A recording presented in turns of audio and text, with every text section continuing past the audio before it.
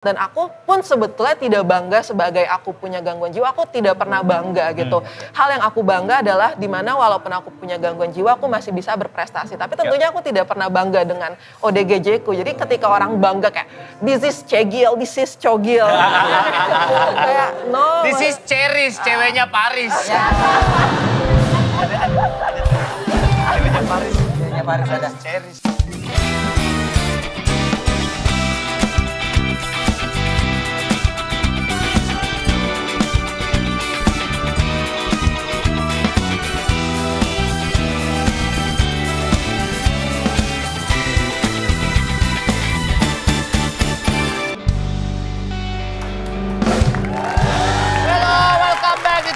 Indra Jegel, Surya Insomnia, Jasnya Bung Toel, Demon and Friends.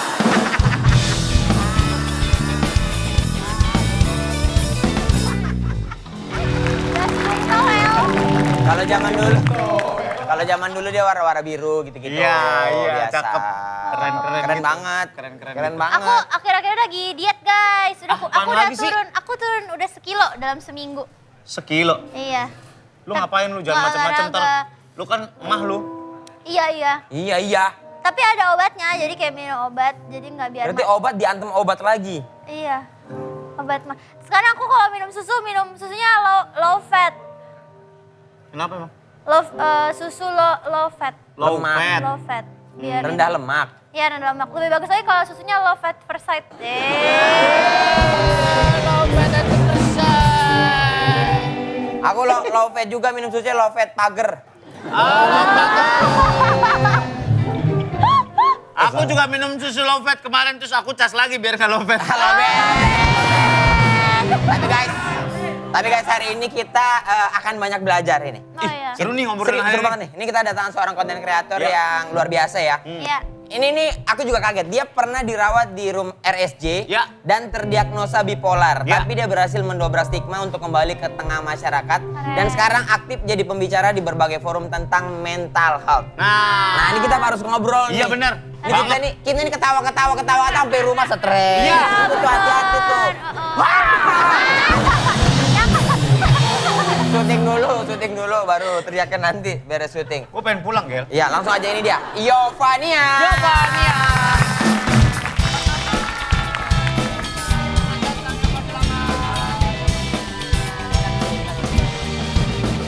Hai. Seru banget nih, kita ngobrol nih. Kita masih banyak belajar ini. Yova, kamu pernah dirawat di rumah sakit jiwa waktu itu? Tahun Benar. berapa? 2018. 2018. Sebelum Iya. pandemi ya berarti ya? Sebelum pandemi. Aku masih kelas 10 SMA. Kelas 10 tuh. Satu Iya, SMA. kelas satu. Duh ketahuan deh generasinya beda. Iya emang. Zaman saya masih catur bulan. Kamu lahir tahun berapa? Aku lahir tahun 2002 Kak. Kamu Cah 2001 kan? 2001. Ya Allah dia tinggi banget Cah. Iya. Kan dia pakai ini. Enggak. Aku lepas dulu. Enggak. Enggak. Ini namanya anak dengan asupan yang bagus. 4 sehat 5 miliar ini. 5,5. Itu kamu waktu tinggal tuh kayak tinggal stay di situ gitu. Dirawat sih. Oh, dirawat. Kayak apa? Apa ya? Apa Yo? Kayak apa yo? Perawatan di rumah sakit Coba. di RSJ itu kayak gimana? Kalau menurut kakak-kakak RSJ itu bayangannya tuh kayak gimana sih? RSJ itu rahasia Surya Jegel. Nggak, kalau aku bayangannya sih sebenarnya kayak rumah sakit, rumah sakit aja? biasa yang pasti ada kegiatannya setiap hari gitu kan. Pagi Iya sih. ngumpul, senam. Gitu kan. Tapi Ada. pernah nggak sih kayak dapat bayangan dari film, dari game Iya, katanya iya, RSJ itu itu serem, serem, iya. asum-asum yang tempat jahat Iya. gitu, Iya. yang sering gitu kan. Tapi sebenarnya salah. Jadi sebetulnya RSJ itu nggak seserem apa yang kita bayangkan. Tempatnya juga nyaman banget aslinya sebenarnya.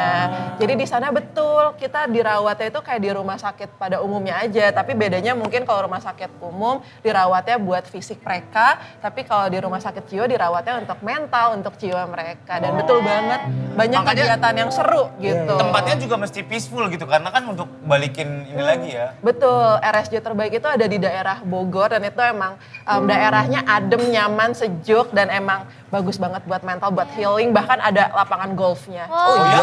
Yes. Di mana? itu di daerah Bogor. Ada ini boleh sebut RSJ-nya kah? Oh, boleh aja. Boleh, namanya RSJ Marzuki Mahdi. Tapi kalau dulu aku dirawatnya di RSKD Duren Sawit. Oh, di Durensawi. Aku pernah lihat konten kamu. Ah, iya, serius? Iya, Oh my sering God. lihat FYP aku yang yang ada tukang bersih-bersih tiap hari datang ini nanyain kabar kamu gitu. Iya, betul. Jadi emang selain itu para staffnya, para misalnya perawat, cleaning service, bahkan sampai petugas yang ngasih makanan itu baik banget semuanya. Itu mungkin kayak kita pernah dijudesin ya sama perawat. Kalau di RSJ itu mereka tuh baik-baik banget karena mereka juga mengedepankan mental kita gitu. Ya karena mereka belajar Care psikologi banget. juga kan Iya, pasti. pasti mereka diajarin Basicnya juga ada banget gitu. basicnya. Oke, ngomongin masalah mental health. Self-diagnose katanya nggak boleh. Yang bisa mendiagnosa kita punya mental health issue tuh sebenarnya siapa? Kita harus ke psikolog kah atau gimana? Kalau yang bisa memberikan diagnosa itu namanya psikiater. Psikiater. Psikiater. Jadi mereka adalah dokter jiwa yang sudah belajar kedokteran umum terus mengambil spesialisasi di jiwa. Dan betul banget gak boleh self diagnose. Kalau sekarang kan banyak banget mungkin public figure yang speak up ya kalau mereka itu misalnya bipolar, kepribadian ganda. Nah, itu aku ngelihatnya jadi orang-orang malah ngerasa wah kayaknya mental health ini, gangguan mental ini tren gitu. Jadi orang mau ikut-ikutan. Iya, Iya sih, bipolar dia bilang itu kayak jadi malas. Ih aku banget, aku malas banget. gitu. Sebenarnya gimana sih Yov? Pengen tahu deh Yov. Iya. Bipolar secara, lo kan pernah merasakan gitu. Gimana sih perubahan moodnya, perubahan seperti apa gitu? Iya. Contoh konkretnya gitu. Banyak orang yang suka salah tangkap ngiranya bipolar itu kepribadian ganda. Sebetulnya yang gampangnya adalah bipolar ini gangguan mood. Jadi kan bipolar, bi artinya dua, polar artinya kutub. Yang dimaksud kutub adalah mood. Jadi sebagai penyintas bipolar itu aku memiliki dua mood yang sangat berlawanan. Ada mood manic, itu dimana aku lagi seneng banget, happy banget, excited, overproduktif, gak bisa tidur saking banyak energi dan ide. Kalau misalnya yang depresif kebalikannya, yang sedih, entah kenapa sedih, nangis, Nggak mau mengisolasi ngapa-ngapain. diri, nggak mau ngapa-ngapain, tidur aja Oke. di kamar. Makanya itu juga sebenarnya gejalanya umum banget kan, makanya banyak yang self diagnose tadi yang sebetulnya nggak boleh. Kayak kita ngelihat di TikTok gejala-gejala bipolar, wah mirip banget sama kita. Harusnya tuh kalau kita udah ngerasa ada yang aneh, merasa terganggu, kita harus langsung ke ahli aja biar kita dapat diagnosa tuh yang tepat. Jadi boleh untuk mungkin self awareness dulu kali ya, kayak wah kayaknya gue ada yang salah nih, makanya bawa langsung ke psikolog. Oke, aku pengen nanya deh, dulu kamu pertama kayak merasa ada yang aneh tuh gimana? Kayak stage-nya dari awal, kayak aku there's something wrong with me, baru kayak kamu misalnya kayak konsul dulu gitu tuh gimana prosesnya? Nah kebetulan tuh dulu aku sempat salah diagnosa. Jadi kebetulan nggak ada yang ngerasa, nggak ada yang kayak nyadar kalau aku punya gangguan. Jadi aku udah di tahap yang parah banget. Gejalanya itu awalnya aku nggak bisa tidur, cemas berlebih. Karena dulu aku kan pernah dibully ya. Nah dibully jadi korban percayaan orang tua juga, keluargaku broken home gitu. Anxiety kalau kata anak sekarang. Cemas berlebih itu ya. Cemas berlebih gitu. Terus sampai insomnia nggak bisa tidur berhari-hari, sampai titik terparahnya itu aku halusinasi dan delusi. Nah di situ aku sempat disalah kira itu. Aku malah dikiranya kena gangguan jin. Jadi dikiranya kerasukan. Berarti kamu di Rukiah? Iya. Lah kamu di Rukiah? Iya. Terus dinyanyiin lagu, Aku Cinta Rukiah. Rukiah. Aku cinta Rukiah.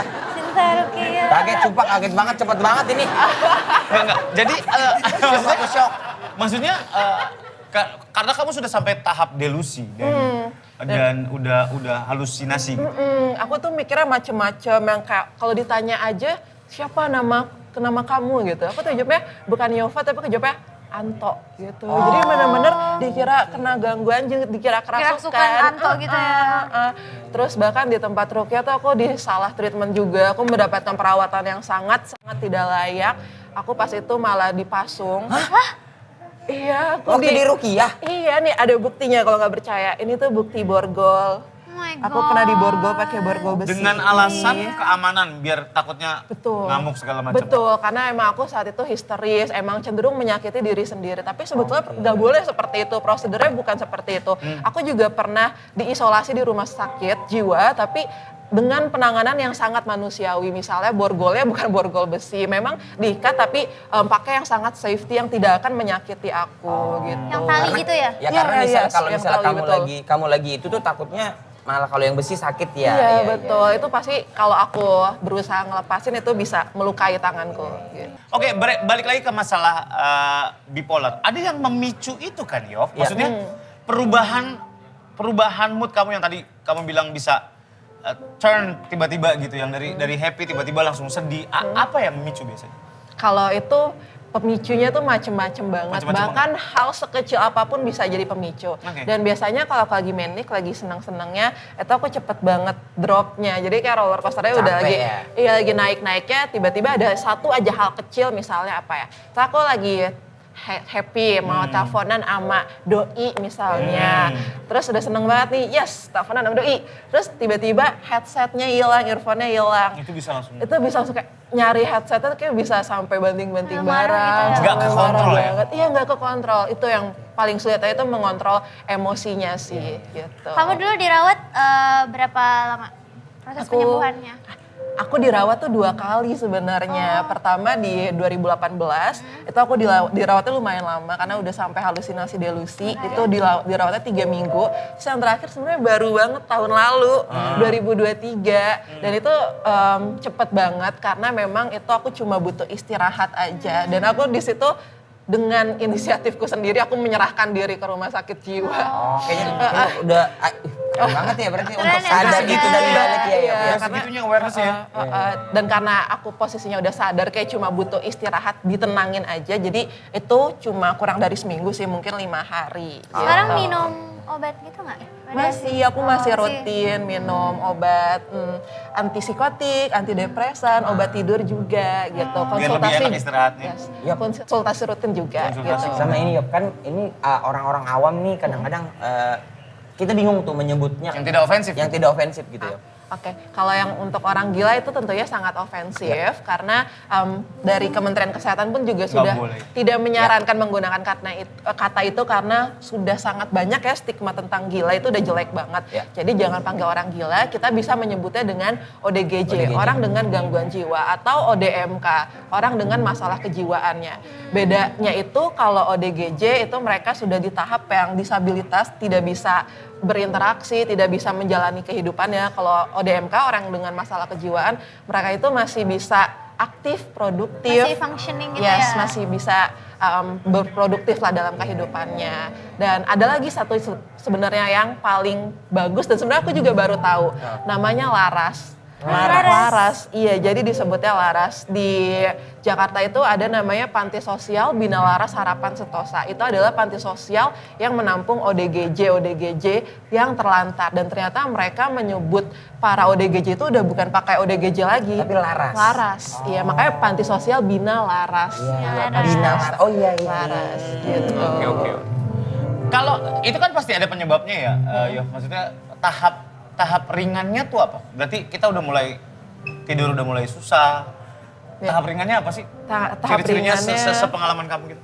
Kalau tahap ringan mungkin awal-awalnya cemas sih, mulai cemas, ngerasain takut-takut yang sebetulnya tuh kita nggak perlu menakuti hal itu, kita nggak perlu mikirin banyak tentang hal itu. Mungkin orang bilangnya overthinking ya, tapi overthinkingnya ini nggak dilanjuti dengan baik gitu. Terus mulai susah tidur atau kebalikannya juga bisa tidurnya banyak banget.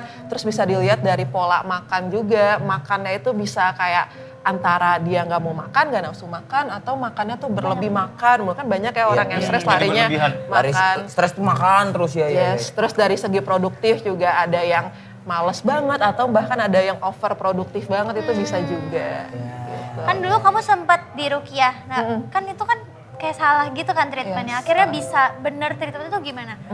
Sebenarnya kalau Rukiah mungkin karena saat itu aku memang bukan kena gangguan jin, jadi kurang tepat gitu. Mungkin kalau yang lain tepat gitu, kalau yang emang beneran kena gangguan jin gitu. Sayangnya aku kena gangguan jiwa. Nah akhirnya keluarga tuh sadar ya karena dulu aku udah hancur banget Kak. Jadi keluarga tuh juga nggak tahu kalau aku sampai dipasung. Keluarga pas ngeliat kondisiku juga mereka marah banget dong. Aku sampai lebam, luka-luka. Dan dari situ keluarga yang awalnya denial, mereka tuh kayak emang nggak nyangka gitu karena dari dulu aku tuh berprestasi gitu maksudnya ranking 1 mulu, anak baik-baik gak pernah Belajar macem-macem. banget, iya, Jadi kayak nggak nyangka kayak nggak mungkin Yova kena gangguan jiwa, paling ini gangguan jin. Nah, dari situ keluarga akhirnya wah udah ini kita udah nggak bisa denial lagi, ini kayaknya Yova udah masalahnya bukan di gangguan jin, akhirnya dibawa aja ke rumah sakit jiwa langsung dan alhamdulillah emang di sana dapat penanganan dan perawatan yang sangat baik. Alhamdulillah. Ini mungkin ini pertanyaan aku pribadi banget. Aku nggak tahu nih kamu apakah itu membuka luka lama kamu atau gimana. Men-trigger itu maksudnya apa yang Yopa rasakan sampai akhirnya Yopa ngerasa bahwa kayaknya aku capek banget deh, stres banget gitu tuh apa Yop? Kan maksudnya kamu bilang kamu prestasi banget. Apa kamu berpikir berlebih atau apa gitu? Itu kita gimana sih caranya? Apa karena backstory kamu yang kurang enak? Apa gimana ya? Jadi sebetulnya banyak banget sih faktornya kenapa aku bisa memiliki gangguan jiwa. Mungkin yang bisa aku ceritain itu yang tadi orang tuaku bercerai, jadi aku sempat kehilangan sosok ayah padahal aku pas itu lagi deket-deketnya sama ayahku. Terus juga aku pernah dibully, aku dibully parah banget pas SMP, cyberbullying iya, terus juga bully secara langsung verbal iya, aku dulu dikata-katain kuda. Gitu kata-katain kuda kayak misal aku lagi jalan terus di belakang tuh ada yang meringkik gitu. Pokoknya verbal banget lah kalau di sekolah. Aku tuh dulu sampai cemasnya sampai mogok sekolah, nggak mau masuk sekolah karena aku takut. Aku bangun pagi aja tuh ngerasa yang kayak ini ada apa lagi di sekolah, gue diapain lagi ya. Sampai setakut itu dulu. Terus itu juga membuat self esteem aku tuh sangat-sangat rendah. Karena aku ngerasa insecure, mikirnya kayak emang gue sejelek apa sih sampai dibully kayak gitu. Itu yang gue bikin salah hancur apa ya? sih, apa yang salah di diri gue gitu. Dan mungkin dulu aku juga orangnya tuh tertutup. Karena ketika aku berusaha bercerita, aku nggak menemukan tempat yang tepat. Jadi keluarga aku ketika aku cerita dibully, mereka kayak ala itu mah bercanda doang. Biasalah nah iya, gitu biasalah menyepelekan. Jadi aku mendem semuanya dan akhirnya kayak boom gitu meledak di satu waktu gitu. Tapi aku tau kamu anak UI ya? Aku Jadi anak UI. berprestasi banget, pintar, suka nyanyi juga kan? Enggak sih, suka sih tapi kayak suka doang tapi nggak jago gitu. Ya tapi Jelek suaranya. ini juga nggak cakep-cakep banget ini. Biasa aja. Biasa Biasa hobi. aja. Tapi dia hobi banget. Iya, Dia gemar, aku gemar suka, dia. suka karaoke. Dia kalau di Nurpista cuma dapat 60 padahal Iya. angkanya. Iya. Kamu jurusan apa di UI? Aku jurusan hubungan masyarakat. Oh, keren. Udah lulus ya? Udah tahun lalu lulus, alhamdulillah. Berarti sekarang ini kamu di konten-kontennya juga mengedukasi ya teman-teman ya. Berarti banyak juga dong yang nanya, yang apa gitu banyak ya. Banyak sih, banyak banget yang kayak nanya, kok bisa sih masuk UI padahal kan pernah dirawat di RSJ gitu-gitu. Apa hubungannya? Gak ada hubungannya ya Gak ada kali ya. hubungannya. Nggak maksudnya nanya Dia pernah dirawat juga nanya, pinter nggak kayak kau. Iya. Blok. Ya enggak? Maksud aku jadi kamu manfaatin sosial media untuk dan orang tuh pada nanya nggak maksudnya kayak ya Pak, aku harus apa gitu-gitu. Aku jadi harus banyak. kemana? Oh, yang kayak pertanyaan tentang mental health Iya, gitu iya, ya. iya. Banyak sih. Jadi permasalahan inti mereka tuh sebetulnya mereka tuh sudah sangat aware dengan mental mereka. Ada yang ngerasa ada yang janggal dan mereka tuh pengen banget ke psikolog atau psikiater. Tapi ada satu rintangan. Iya. Dimana ketika mereka cerita ke orang tua mereka justru tanggapannya kayak, ngapain kamu ke psikiater, kamu nggak gila gitu. oke. Atau enggak, Ke psikiater kamu tuh dan- cuma kurang bersyukur, kamu tuh kurang ibadah, Ada makanya stigmanya. sholat yang rajin, ke gereja yang rajin gitu. Itu sih permasalahan yang mungkin paling sering aku temui. Mereka tuh bingung caranya gimana buat bisa ngomong, kasih tahu ke orang tua tentang mental health mereka. That's why kamu bikin platform itu ya? Iya, platform kesehatan mental Pasti ID. Pasti Patahkan ID. stigma kesehatan mental Indonesia.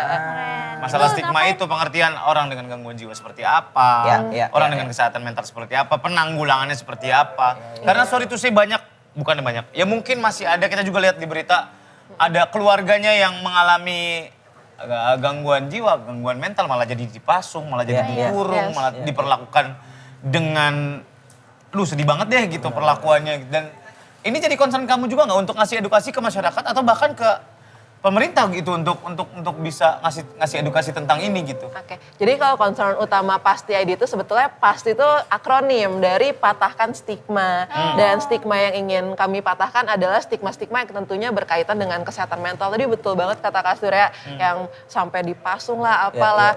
Atau misalnya stigma yang paling banyak juga gimana mereka meremehkan ODGJ, gimana pandangan mereka tentang ODGJ, yang mereka menganggap ODGJ nggak mungkin bisa sembuh, nggak mungkin bisa kembali Get produktif, back lagi, berkarya dan berprestasi. Tapi aku bisa membuktikan kok dengan aku walaupun pernah dirawat di RSJ, saat ini aku bisa meraih mimpiku misalnya untuk masuk Universitas Indonesia, untuk berkarya melalui konten-kontenku di TikTok. Sekarang aku alhamdulillah sudah banyak pengikut juga, udah ratusan ribu. Alhamdulillah. Alhamdulillah. Terus aku juga bisa aktif jadi narasumber nih kayak gini nih. Diundang di Talkpot gitu. Jadi yang bisa memiliki kesempatan untuk meraih mimpinya itu bukan cuma orang biasa, tapi ODGJ juga bisa. Mereka bisa kok mendapatkan, asalkan mereka mendapatkan kesempatan yang sama juga seperti kita. Tapi Yof, nih, ini yang beredar deh, yang common banget nih di sosmed, di mana-mana gitu. Apa yang menurut kamu ini salah dan tidak boleh lagi? Dan ya kayak misalnya kayak cogil, cegil. Nah, itu tuh kan kata-kata yang terlalu dibilang terlalu dilebay-lebayin lah ya. Glorifikasi. Diglorifikasi gitu. Mungkin yang lagi viral tuh yang kayak orang gila mana. Itu mungkin kan nggak ada mengarah ke sana, tapi kan kalau terlalu diglorifikasi takutnya gitu. Jadi malah. normal. Iya, aku setuju banget sih karena akhir-akhir ini aku ngerasa isu mental health ini saking mungkin awareness-nya udah tinggi, orang-orang tuh jadi kayak terlalu meromantisasi, terlalu mengglorifikasi yang kayak jadinya tuh punya mental health tuh kayak suatu kebanggaan, suatu hal yang normal padahal sebetulnya excuse juga alasan kayak oh ya gue kan bipolar jadi maaf ya kalau gue nyebelin. Oh sorry gue BPD maaf ya kalau gue suka marah-marah gitu. Itu tuh jadinya sebenarnya nyebelin banget dan misalnya istilah cegil aku juga jujur kurang suka karena sebetulnya kata gila itu udah konotasinya jelek banget dan aku pun sebetulnya tidak bangga sebagai aku punya gangguan jiwa, aku tidak pernah bangga gitu. Hal yang aku bangga adalah dimana walaupun aku punya gangguan jiwa aku masih bisa berprestasi, tapi tentunya aku tidak pernah bangga dengan ODGJ ku. Jadi ketika orang bangga kayak this is cegil, this is cogil kayak no. This is Ceris, ceweknya Paris. Ceweknya Paris. Ceweknya Paris ada. Ceris. Ceweknya Paris, iya Iya. benar. Ya, Ya, menurut blur lo- kan kameranya jelek Jelek, banget. jelek banget, kamera patah-patah. Menurutku itu bukan sesuatu hal yang bisa dibanggakan sih. Tapi bener nggak, Yof, kalau semua orang katanya punya ada tendensi, Pak, deep inside kita pasti punya ada tendensi untuk menjadi punya masalah dengan kesehatan mental. Oke, kalau untuk kesehatan mental atau gangguan mental itu sebetulnya bisa banget terjadi kepada siapapun. Jadi Siapapun ya. gak bisa nggak bakal mandang gender, mandang usia, mandang status, itu tuh bisa terjadi ke siapapun. Jadi kalau misalnya semua orang tuh mungkin punya kecenderungan gitu, pasti punya kecenderungan. Tapi gimana caranya kita untuk gak sampai ke tahap punya gangguan mental. Karena setiap orang pasti ngerasain stres dong. Benar. Maksudnya gak mungkin gak ada orang di dunia ini yang gak pernah stres, stres. Ya pasti di setiap hari adalah minimal satu, telat, macet Ngerjain gitu. PR ngerjain apa, PR, ya. apapun gitu. Jadi semua orang pasti pernah stres dan mereka pastinya juga ada kecenderungan mengarah ke gangguan jiwa. Tapi juga bisa terhambat asal mereka bisa mengelola stresnya itu. Jadi sebenarnya balik lagi ke gimana mereka menangani atau mengelola stresnya. Gitu. Temen ngobrol penting ya, cari orang yang tepat untuk Penting ngobrol penting. banget. Melampiaskan emosi, cara Untuk melampiaskan nyampah, stres. iya, benar. Iya, betul. Oh sama ini aku mau nanya, kalau misalnya nih orang udah aware, kayak aku nih perlu ngobrol nih ke psikolog, aku perlu didiagnose. Tapi dia terhalang di biaya itu gimana ya? Kan mereka tuh takut kalau konsultasi itu mahal gitu. Oke. Nah untungnya sekarang sebetulnya pemerintah udah menyediakan BPJS dan BPJS itu sudah mengcover layanan psikiater sih, lebih Ya. ke psikiater dan bahkan di puskesmas di daerah Jakarta biasanya itu sudah tersedia minimal 1 psikolog. Jadi kalau misalnya mau biaya yang lebih terjangkau bisa banget ke puskesmas terdekat. Cari tahu puskesmas mana yang ada psikolognya atau bisa juga pakai BPJS karena pemerintah sudah mengcover layanan psikiater di BPJS. Atau kita kunjungin aja tuh si Pasti ID ya, bisa Oh. banyak informasi juga kan di situ Boleh kan. banget follow Instagram @pasti.id sekarang. Yopa, terima kasih ya udah sharing Terima sama kasih, kita ya. Thank you ya. Seru banget kita jadi real life bahwa sebenarnya kita harusnya gimana, Ya, ya, punya ya, keluarga ya. harusnya gimana. Ya, Kita juga harusnya Gil, kayaknya ketemu psikolog deh Gil abis ini. Kenapa? Ya Ada psikolog apa aja tuh? dulu. Ya, kan Ada apa kita- tuh? Paling nggak kita ngobrol. Kita kan berdua nih, hai kan. Ada yang Waduh, langsung nangis ya. Cosplay pacar set boy. Terima kasih banyak, sampai ketemu lagi di Terima Top kasih. One. Bye. Bye.